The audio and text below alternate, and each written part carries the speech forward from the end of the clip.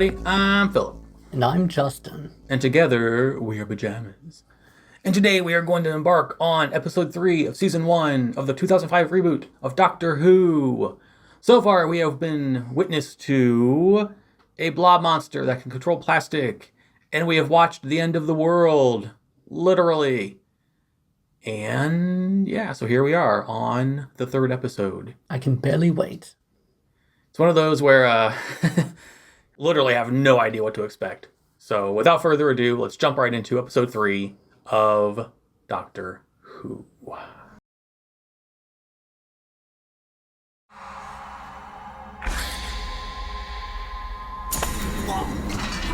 So it looks like we have zombies of some variety. It seems like it. Yeah, interesting. So subtle. Go out there dressed like that, you'll start a riot, Barbarella. There's a wardrobe through there. First left, second right, third on the left, go straight ahead. It's all right, sir. Find the old lady, or you're dismissed. No lady wife waiting out front? I'm afraid not. You can have mine if you want. I'm an old man. Perhaps I've thought everything I'll ever think. You stay there. We've done this before. This is mine. I don't know if I would be letting her go out by herself in this one.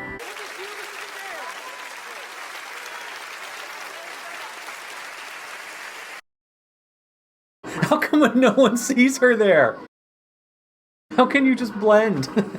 Like, back before contacts existed. That doesn't look right. Okay. Look. Like that.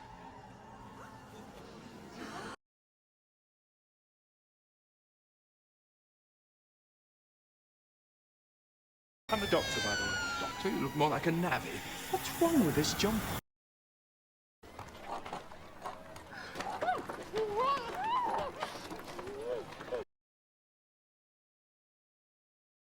The best short story ever written. You're a genius. You want me to get rid of him, sir? No, I think he can stay. Honestly, Charles, can I call you? I'm sorry, sir. We closed. Nonsense. Dead don't die on schedule. I demand to see your master. He's not in, sir. The dead don't die on schedule. I like that. Are you all right?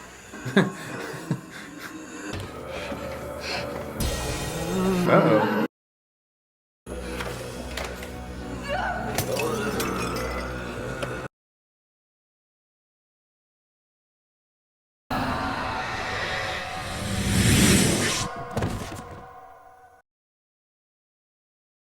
About 3 months back, and then the stiffs.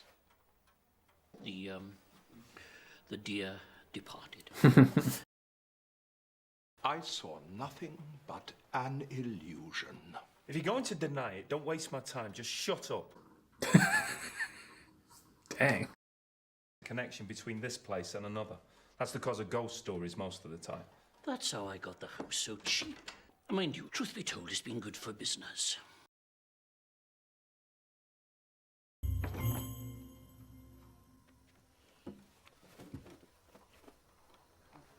Maybe your dad's up there waiting for you too, miss. Who told you he was dead? Seen London in drawings, but never like that. All those people rushing about, half naked for shame.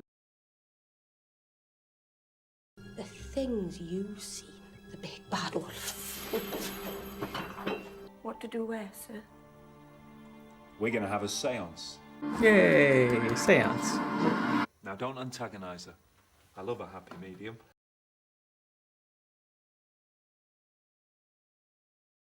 Once we had a physical form like you, but then the war came.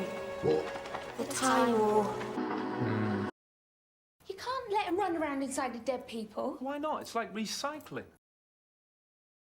It is different, yeah. It's a different morality. Get used to it or go home. And the angels need me. Doctor, what do I have to do? All right, shut up, Rose. The bridge is open. We descend. Stop to your master. This is gone. I haven't even been born yet. It's impossible for me to die. If your mother and father could look down and see this, they'd tell you the same.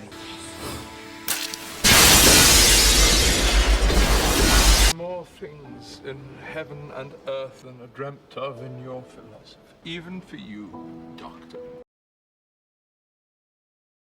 Huge and wonderful notions, Doctor. I'm inspired. I must write about them. I can spread the word, tell the truth. Good luck with it. Nice to meet you. Oh, my dear, how modern.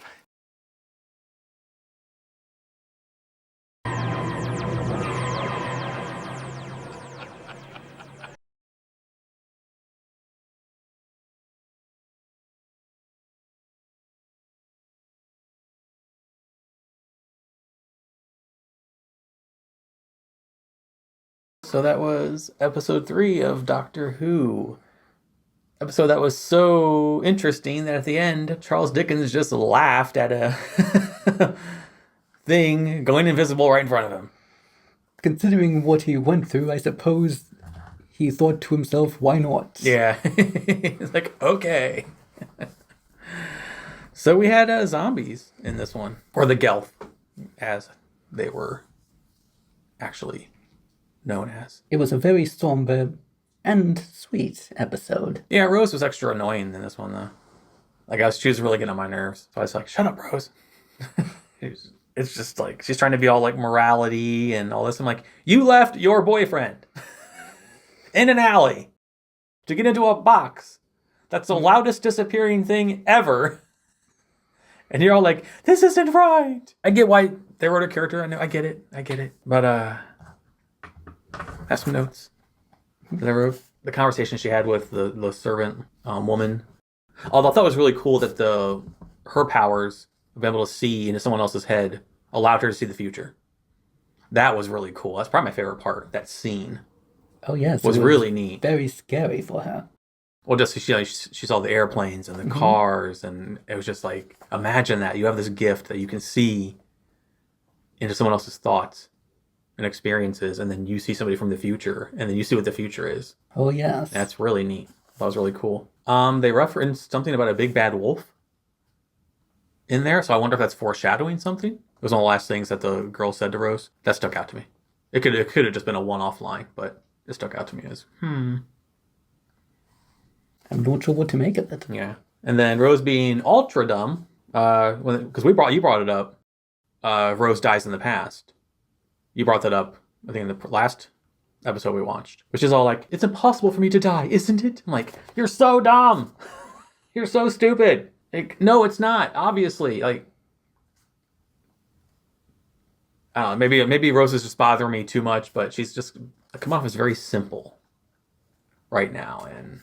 But it's probably she was trying to express the paradox that was going on. Maybe she is, with one line in each episode, she's trying to express whatever paradox is going on. And also, I think my least favorite part of this episode, though, was when they were behind the gate and the doctor's like, well, we're going to die, sorry. Again, he's coming off as ineffectual. If you're a Time Lord and you've seen World War V, and you've seen Troy. Something like The Walking Dead should not be too difficult for him. Well, that, and I would assume that he wouldn't be able to die that easy. I mean, obviously his people are mortal because they died. He's the last one left. So I don't know really about the back history of where he comes from. But it's just like, oh, okay, sorry, we're going to die now. And I'm thinking, well, you're supposed to be like this person that goes through history and is like this kind of the savior figure. Shouldn't you have a bit more power? Not just power, just like I used the word adept before. Like it just feels like he should have had a solution to what was going on instead of just admitting defeat right away. Because if not for the other woman bridging, like making the bridge and then having to shut it down, all that, and if not for Charles Dickens going through and doing stuff with the gas, what would have happened? Like, this is another instance of someone else saving the doctor, but this time saving the doctor and Rose. Because episode 1, Rose saved the Doctor. Episode 2, Doctor saved Rose. Now, episode 3, someone is saving them both. I mean, it might be nitpicking on my part, and I totally admit that. But I just think like he's supposed to be such a powerful being. You can do all these things. You have a screwdriver that can just do anything, and you have the loudest invisible box ever that can just go anywhere. But you can't outwit 1869 Spectre zombie Gelfs. Throwing in the towel a little too quickly on that one for me. But that was my only kind of knock on this episode. Other than that, I liked it. Again, it tackled a very, I'll say serious subject, but because the last one was about, mortality and end of the world and no one's seeing it. And this one is again about mortality and the end of the world. And no one's seeing her in the freaking playhouse. Like, I take back what I said about the part annoying me the most being them behind the bars. It was the dead lady sitting in the crowd and no one knowing it. 1, she would have smelled. 2, she had freaking wide eyes. They would have seen her. It was just, no. That was silly. I did like Charles Dickens. Thought that was cool. He was possibly the best character of all in this episode. Oh yeah, easily, yeah. I recognize the actor, but I don't want to sit through the next episode stuff to get to the cast because I don't like how they do that. Like coming up next, and then they show like clips from the next episode. I don't like when episodes do that or TV shows do that. And go to the credits, and I'll go to the next one. I'm Mr. No Spoilers. I hate spoilers, so it is not up my alley at all. But other than that, very enjoyable episode. I got zombies. I didn't think I was going to get zombies in Doctor Who. And it was during a time period that's very dear to me. Yeah. Oh, I noticed you kind of made a face when he said something about the blue specters or the blue. Charles Dickens was like titling the book. Because I was thinking, you cannot write something that is going to then cause some sort of flux in time. But then the Doctor mentioned that he will die before he gets to write something like that. Okay. I was worried that, this is going to cause some sort of bump in time. Right. Well, now, if anyone was going to do that, it's going to be Rose. She may look the part, but she doesn't speak the part. Right, yeah. She doesn't even try. She didn't even try. But, oh well, it's her second ever mission with the Doctor, so I guess I'll cut her some slack. Anything else you'd like to add about this episode? Profound is the word I was looking for. Like episode 2, this is very profound. Oh, it was indeed. Yeah, so that was cool. So yes, episode 3, we got zombies, and that is awesome. Well, that's going to wrap up this reaction and review of Doctor Who, Season 1, Episode 3. As always, I don't have a fancy outro, so I'll simply say thank you for watching, and we will see you in the next one. Goodbye. Goodbye.